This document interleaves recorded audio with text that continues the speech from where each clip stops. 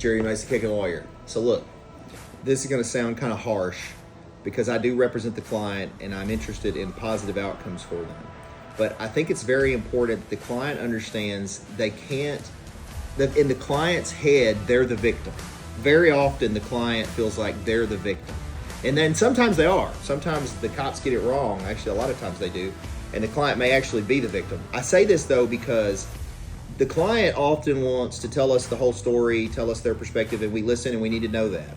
But what they need to understand is the jury, a lot of times, is not going to look at them as the victim. The DA may not look at them as the victim. The judge is probably not going to look at them as the victim. And so it's important to make sure that the face you present is appropriate depending on the setting that you're in court. So the important takeaway to this is ask your attorney. You know, it sounds like we're role playing, but to some degree you are when you're in court. How do they need to look? You know, do they need to look remorseful? Do they need to look hopeful? Do they need to look innocent, guilty? You know, how am I asking them to look when they're there? But my point is, there's a lot of times I have clients that have a lot of these woe is me stories and they think that's going to make a difference. And 90% of the time, 99% of the time, at least in negotiating with prosecutors, it doesn't make a difference at all.